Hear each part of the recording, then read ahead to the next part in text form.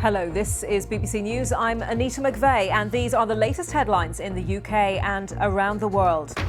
Finland announces its intention to apply to join NATO, abandoning its traditionally neutral stance following Russia's invasion of Ukraine. Britain's economy grew at the slowest pace for a year at the start of 2022, with mounting fears that the cost of living crisis may plunge the UK into recession. But this is really important. I've always said I stand ready to do more as we learn more about the situation. I'm out every single week talking to people across the country. Doctors and paramedics say that long waits for ambulances across the UK are having a dangerous impact on patient safety. This is the first time I've ever had to phone for an ambulance in my whole entire life, and I've got 4 children. And so when I really needed it, it wasn't there to help, and it should be. Figures show more than 1 million people have now died from COVID in the US, crossing a once unthinkable milestone for the country.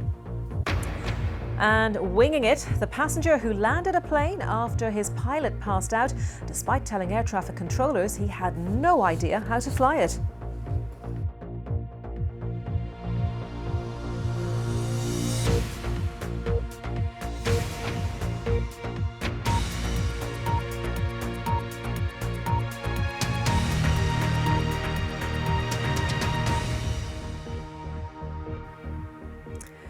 Hello and welcome if you're watching here in the UK or around the world.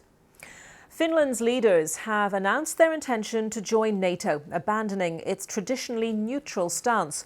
Support for such a move has grown sharply in Finland and neighbouring Sweden since Russia launched its invasion of Ukraine. Moscow has threatened unspecified measures if the governments in Helsinki and Stockholm abandon their long-standing policy of military non-alignment.